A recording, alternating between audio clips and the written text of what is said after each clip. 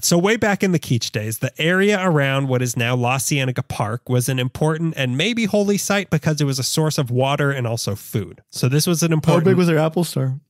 It was just a tree. Yeah, there wasn't so much of a store. I mean, you could just take apples. You could just take it, yeah. The commerce wasn't big. It's just like, don't like waste them. I mean, you had to wait at the Genius Bar for a while, but you could get an apple eventually. My apple has a worm in it, and you'd have to wait for like 6 hours for them to try to fix it. I think I got them out. Oh, no, I split them in two. Now it's 2 worms.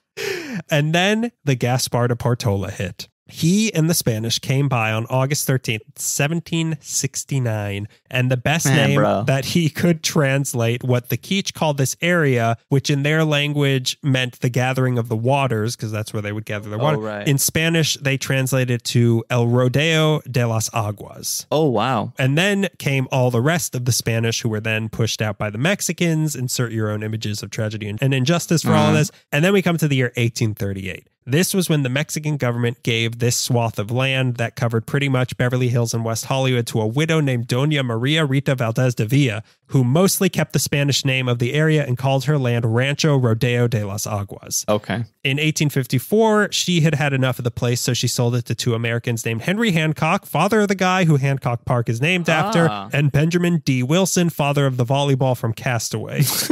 A nepo baby if I've ever a nepo bally if I've ever seen one. When you sleep with a bocce ball, your son becomes out as a volleyball. Sleep with a bocce ball is also a threat in Sicily. He's sleeping with the bocce balls. So the price for all of Beverly Hills and West Hollywood, $4,000. Wow, that's how much these. We guys checked inflation. It was actually it only cost $2,000 back then. They paid cheaper. She paid them to take it. So they sold it in 1868 to an Edward Pruss, who planned to turn the entire area into a German colony named Santa Maria. What year was this? 1868. They were still bad. There's never quite been. I mean, now is like the best they've ever been. Yeah. And that's not that much. So that never quite materialized. So to make money, he turned the land into the closest thing you can get to a colony of Germans, a field of lima beans. So all of this was lima beans. Then he got sick of the land. So in 1882, he sold it to 2 guys named Henry Hamill and Charles Denker, who I think we've talked about Charles Denker before. It sounds familiar. Yeah, it does, doesn't it? Yeah. Maybe it was just some dank memes we were talking about. Were we talking about dank memes? I feel like we're mostly talking about dank memes now. Yeah. Spider-Man. Yeah, the Spider-Man one, the one where the kid's crying, all of them. Yeah, the Patton Oswalt fist guy. Yeah, that was like 20 years ago, yeah. Yeah, that was a good meme. That was a dank meme. We peaked. Sorry. You know, it was the dank levels were off the charts. This one is positively dank. So these guys intended to turn this area into a planned neighborhood with a North African theme called Morocco. Okay. This was going to be called Morocco, and it sounds like it was kind of going to be like what they tried to build in Woodland Hills, where it was like minarets and things like that. Oh, right, yeah. It was kind of like the German colony, but you can bet no actual Moroccans would have been allowed in there. And then the economic collapse of 1888 hit, which was a thing. And then the less Great Depression hit. It was just depression. Depression. And then we had the Great Depression. This is way worse than the last one. So all these plans were put on hold, and suddenly, instead of being Moroccan, new buy-ins for the land were a knockin'. Around 1900, the land was bought by Burton E. Green and some investors who intended to drill it to hell for oil. Okay. There wasn't much, so now they decided to turn it into a non-themed neighborhood. And for a name, in 1906, he and his wife decided to name it after a place in Massachusetts that they liked, Beverly Farms. So now in 1906, this land was known as Beverly Hills. Okay. And what does Jed get there? Well, I don't want to skip ahead. I mean, this isn't the history of Beverly Hills. So when we really dig into the hardcore history of Beverly Hills, we will get into the Clampett legacy. Jethro, Grandma. I forgot what. And the rest. And the professor, rest. Professor Clampett. Oh my God, what's her name? Not Luann. Peggy Sue. Excuse me for a moment. I must look this up. This is your Chernobog. Yeah. Just feel free to scream out the name of any Clampett when the time comes. So Beverly Hills was now owned by the Rodeo Land and Water Company, still honoring that Spanish translation of the original name. Honor is a strong word for what they did to the place. Honor meaning we ran out of names. Did you find her name? Did you find our Clampett? LMA Clampett. That's our Clampett. So a town started to form, And their sort of coming out party happened in 1912 with the opening of the Beverly Hills Hotel, which is crazy that place is over 100 years old. The Beverly Hills Hotel provided horse trails for people to, this is crazy, that the Beverly Hills Hotel was providing horse trails. They made bridle paths for people to be able to ride their horses easily from the hotel to Santa Monica Boulevard and Wilshire Boulevard. One of these, like a valet. One of these dusty little horse trails along a sleepy little road that was named, again in honor of the area's heritage, Rodeo Drive. Okay. After the original Rodeo de las Aguas. Right. So that's why it's pronounced Rodeo. Yeah. Okay. That's good to know. It still maintains that Spanish flair, even though it's the same word that we say in English. Yeah. I've only seen one episode of douchey actor show Entourage. You could have stopped at douchey. Yeah, and I would have known what you're talking about. There's only one episode I saw, but they have to get money from somebody in like South LA, and the lady calls it like, yeah, well, that's why you're down here on Rodeo Drive. He's like, I thought it was Rodeo. It's like below Pico, it's Rodeo, and above Pico, it's Rodeo. What did Turtle have to say about that? He made a face or something. Turtle. He went turtle. I'm thinking of... I think you're thinking of Master of Disguises. Same show. So in 1914, there were 88 people living in Beverly Hills, and Rodeo Drive was just a street. Like there was a gas station, there was like a hardware store. Like it was just a street. Yeah, it's like, it sounds like those little areas when you go up like a little canyon or any of those canyons, and you're like a cafe and a single stop. And there's still a place that's hitch your horse. Yeah. There were houses on it, and even up until the 50s, people would just ride their horses. The 1950s, people were riding horses down Rodeo Drive. Crazy. But the 30s was when it started to take on more of a Hollywood flair, when in 1931, the Brown Derby opened at Rodeo and Wilshire and drew in a ton of celebrities. Mm-hmm. And remember the whole Mary Pickford Pick Fair thing.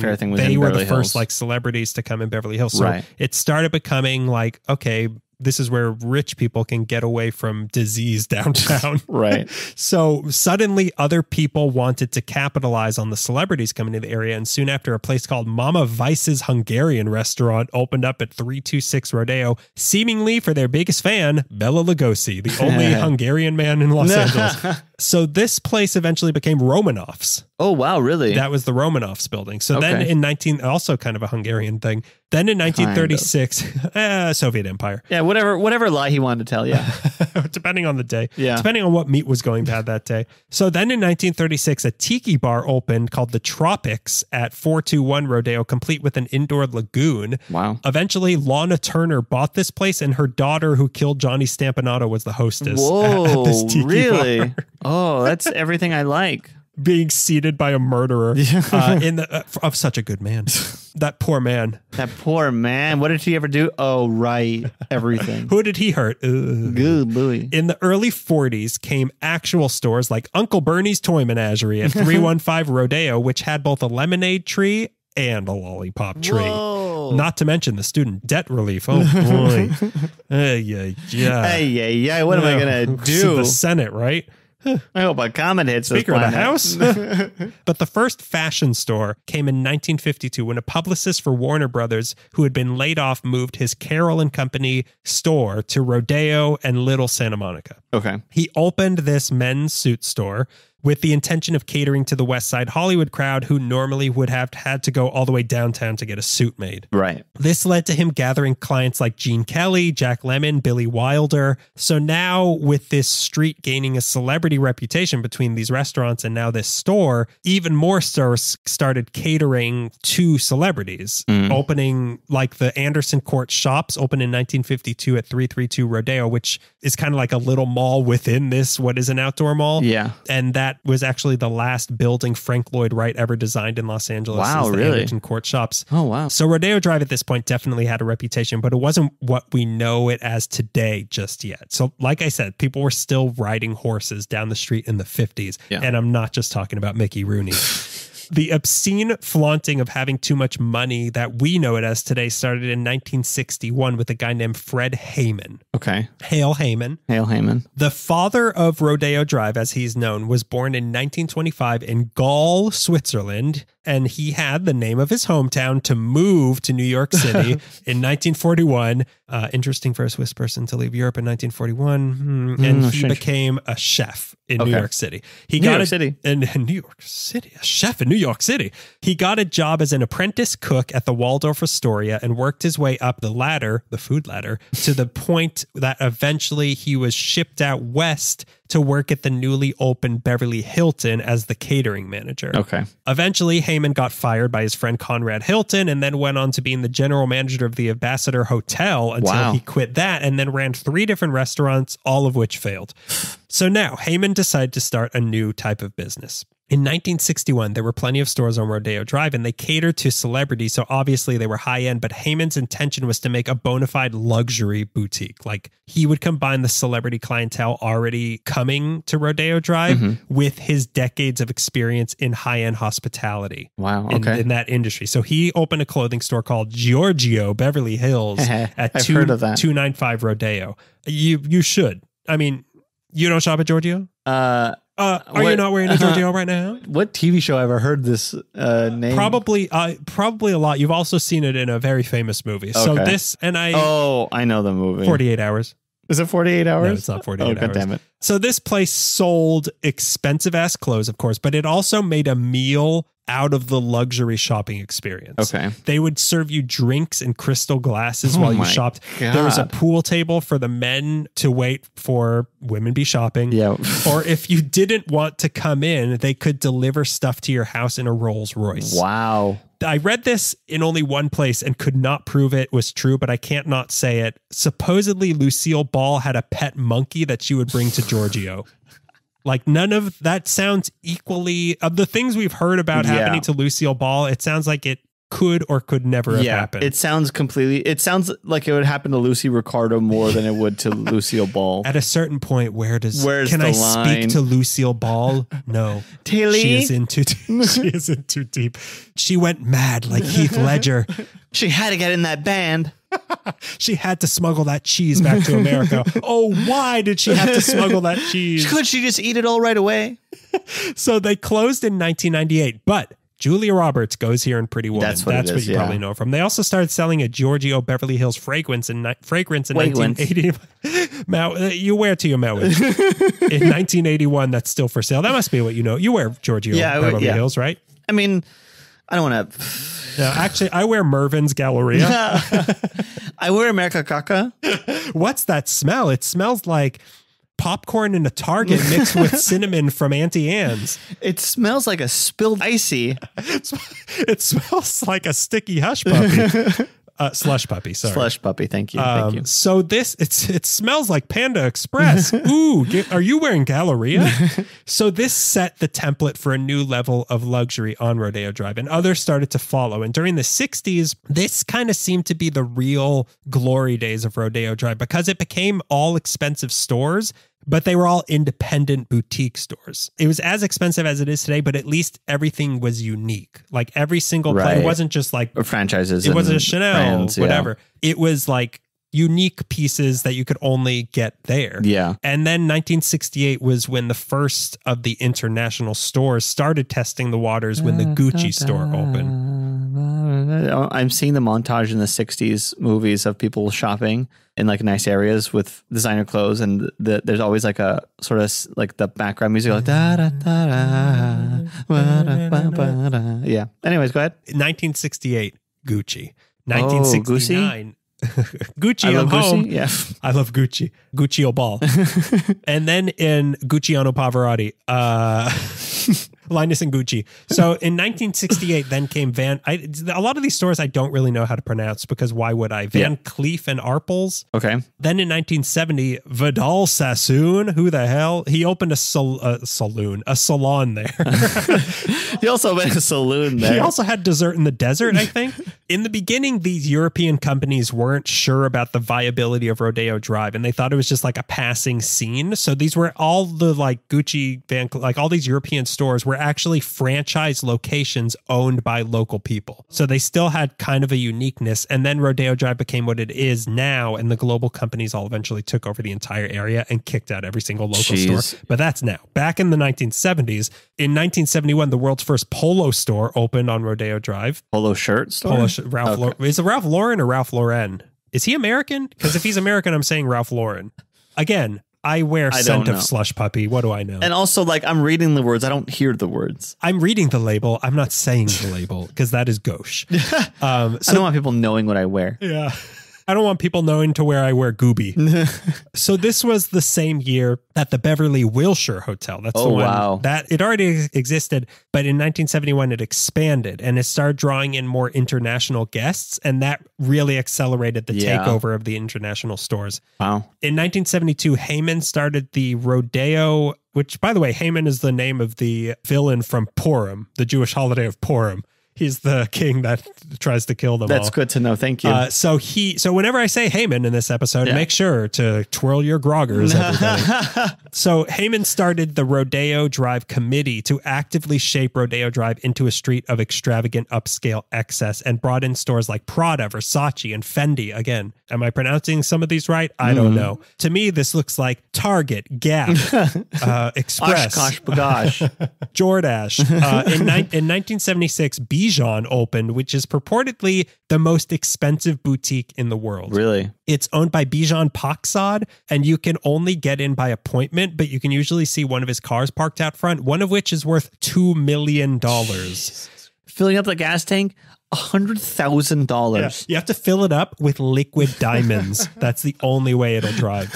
In 1977, stores started offering valet parking, and that's also the year when the marketing campaign started actively promoting Rodeo Drive as not just luxury shopping, but the shopping center of the rich and the famous. So that's when it was like... It fused together. It all came to... I love it when it comes together. And from then through the 80s, things got absolutely outrageous. Yeah. People were going shopping here, and not just one limo, but two limos. One for them, one for the clothes that they would buy. Oh my God. I hate the excess of the 80s is embarrassing. But greed is good. Greg.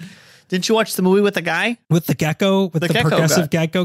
With the progressive gecko. The State Farm progressive gecko. Starring not one...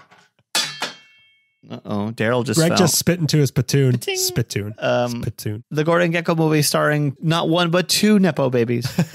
So Gucci had a private second story exclusively for their elite customers who were given a special key to get in. Oh my God. By 1980, Rodeo Drive accounted for 25% of all the sales tax collected in Beverly Hills. Wow. In 1983, the Rodeo Collection opened, which was the little mall, again, the little mall within the greater mall, which is where they filmed Body Double. And at this point, there were now 45 different stores on Rodeo Drive. In 1988, Haman's success as the king of luxury was so well known that he was hired as fashion coordinator for the Oscars. Wow. In 1989, two Rodeo Drive opened, which is, that's when they got rid of Purgatory. That's that European street, you know? Oh, I do. That's the one that I do walk through, yeah. I really like that street. Yeah.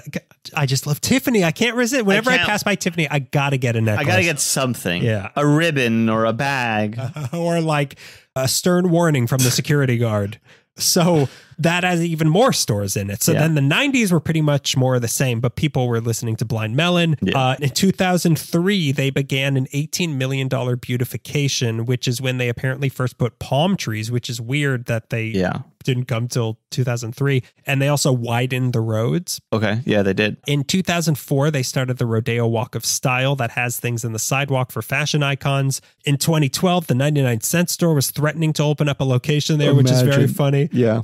Threatening. It's $99 per item in there, though. You want this expired toothpaste from Ukraine? $99. So nowadays, there's over 100 stores, most of which are, like I said, these international luxury chains like Versace, Dior, Chanel, Hugo Boss, the Nazi, Dolce & Gabbana, maybe Nazis, Louis Vuitton. So it's still expensive as hell, yes, but the unique soul of it left decades ago. Yeah. Rodeo Drive, as we talk about it, stretches from Wilshire to Santa Monica, but the essence of Rodeo Drive expanded out into the next few streets in either direction also. Yeah. As of 2021, rent in this area was $70 per square foot, making it one of the most expensive streets in America. But if $70 a month for 1 square foot, when can I move in?